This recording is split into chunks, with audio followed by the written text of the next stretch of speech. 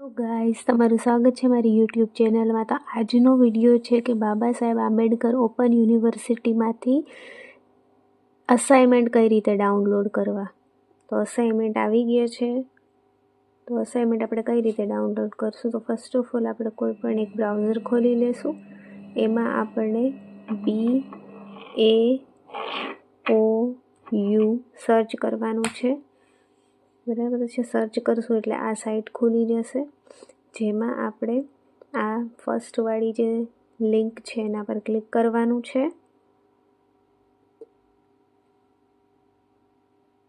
એના પર ક્લિક કરશું એટલે આવી રીતનું આખું આવી જશે।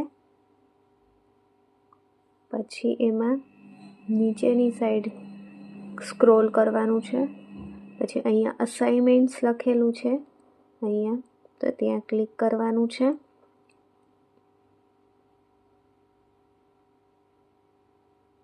અસાઇનમેન્ટનું ક્લિક થયા પછી આ એક જ લિંક આવે છે, એ લિંક ઉપર ક્લિક કરવાનું છે।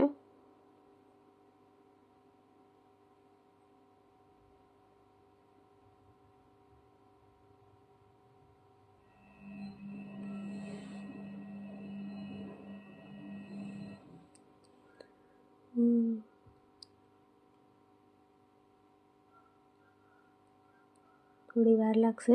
પછી આ આખું એક પેજ ઓપન થાય છે, એમાં કોર્સ નેમ છે, તો તમે જે પણ કોર્સ કરેલો હોય એને સિલેક્ટ કરવાનો છે। જેમ કે BA હોય, BCom હોય, BEd હોય, કોઈ પણ કોર્સ હોય તો એ કોર્સ સિલેક્ટ કરી તમારું એડમિશન ટર્મ જે સમયે તમે એડમિશન લીધું હોય એ એડમિશન ટર્મ તમે તમારા આઈ કાર્ડમાં જોશો તો એમાં પણ બતાવશે। એડમિશન ટર્મ સિલેક્ટ કરી લેવાનું છે। પછી છે સબ્જેક્ટ અને કોર્સ। તો સબ્જેક્ટ અને કોર્સમાં તમારે જે પણ સબ્જેક્ટ તમારા જે આવતા હોય, જે પણ યરના, સેકન્ડ યર, ફર્સ્ટ યર, એ યરનો જે કોડ જે છે એ તમારા ફોર્મમાં બી હશે અને તમારી જે બુક્સ આવી હશે એમાં પણ હશે। તો એને તમે કોઈ પણ હશે એને તમારે સિલેક્ટ કરવાનું છે, જે પણ તમારો હોય। જેમ કે ઇંગ્લિશ હોય તો આ કોઈ પણ એક સિલેક્ટ કરશો એટલે અહીંયા આવશે। આવી રીતે બે લિંક આવશે, એમાંથી એકાદી લિંક ખોલવાની અને એમાં અસાઇનમેન્ટ ઓપન થઈ જશે। થોડીક વાર લાગશે બિકોઝ કે સાઇટ થોડી બિઝી હોય છે।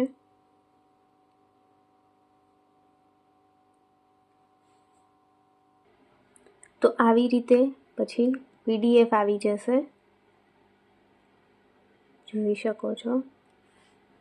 PDF આખી આવી જશે, એ તમારે પ્રિન્ટ કરવાની રહેશે અને ફર્સ્ટ પેજમાં પછી સેકન્ડ પેજમાં તમારે એને પ્રિન્ટ લગાવવાની રહેશે, પછી જ તમારે અસાઇનમેન્ટ લખવાના છે, બરાબર છે। આ મેં ગુજરાતીનું ડાઉનલોડ કર્યું છે, ગુજકોમ 202 ગુજરાતીનું છે। પછી સેવ પ્રિન્ટ કરવા માટે અહીંયા એરો છે, આ ડાઉનલોડ કરશો આવી રીતે એટલે ડાઉનલોડ થઈ જશે, બરાબર છે। સેવ એટલે સેવ થઈ જશે, બરાબર છે। આવી રીતે બધા જ અસાઇનમેન્ટ તમારે જે પણ જોતા હોય એ ડાઉનલોડ કરી શકો છો, અને કંઈ પણ ક્વેરી હોય તો તમે મને કોમેન્ટમાં કહી શકો છો। બાકી લાઇક કરજો, શેર કરજો અને સબસ્ક્રાઈબ કરજો ચેનલને, અને કોઈ પણ PDF જોતી હોય તો પણ તમે કોમેન્ટમાં કહી શકો છો। Thank you.